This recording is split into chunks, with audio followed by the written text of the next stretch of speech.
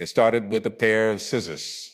In a modest barber shop, tucked between a laundromat and a pawn shop in Plainfield, New Jersey, a young man stood with an electric clipper in one hand and a comb in the other. The walls of the shop were covered with mirrors, and above the mirrors were posters of hairstyles. Everything from neat buzz cuts to towering pompadours. It was 1960, and the small shop was more than just a place for haircuts. For the young man, let's call him Eddie.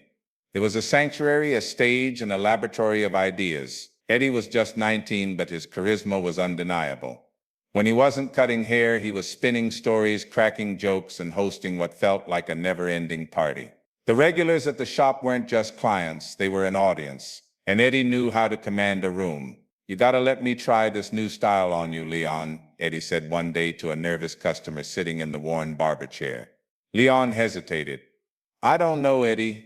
Last time you tried something new, my wife said I looked like a peacock," Leon replied, half joking. Eddie grinned. "Peacock or not, you got the most compliments you ever had, didn't you?" Leon chuckled. "Yeah, you got me there. Go ahead. Just don't make me regret it." Eddie's hands moved with precision as he carved an intricate fade into Leon's hair, finishing it off with a flourish. The shop erupted in applause when Leon spun around to see his reflection. "You're an artist, Eddie," one of the regulars said. "Artist?" Eddie mused, rubbing his chin. "Nah, not yet. But maybe someday." What the patrons didn't realize was that Eddie's creativity extended far beyond haircuts. In the back of the barber shop, behind a bead curtain, there was a tiny room with a scratched-up guitar, a beat-up piano, and a stack of old records. After hours, Eddie and a group of friends whom he called the crew would gather there. They wrote songs, experimented with sounds, and dreamed about the future. The shop wasn't just a place to cut hair, it was a crucible for creativity. Eddie encouraged his friends to think bigger, dream louder, and embrace the outrageous. One night, Eddie looked at his best friend, a shy young man named Ray. "Man, you're always so quiet. You gotta let it out. Let people see the real you." Ray shrugged. "I don't know, Eddie. I'm just not like you." Eddie handed Ray a pair of sunglasses and a sequin jacket he'd found at a thrift store. "Put these on." Ray obeyed, and Eddie spun him around to face the mirror. "Now," Eddie said, "walk out there like you own the place." The group roared with laughter as Ray strutted out into the shop, striking exaggerated poses. "See? That's it. That's what I'm talking about," Eddie exclaimed. Over time, Eddie's barbershop became legendary in the neighborhood. It wasn't just about the haircuts.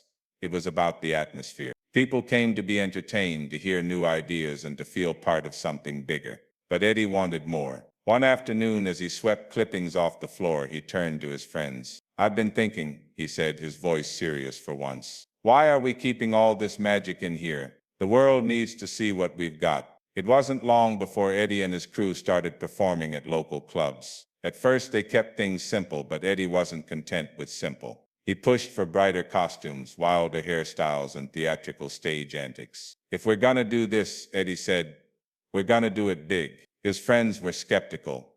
"Big? Like how big?" one of them asked. Eddie's eyes sparkled. "Think about it. If people can't look away, they'll never forget us. We're gonna make every performance a party.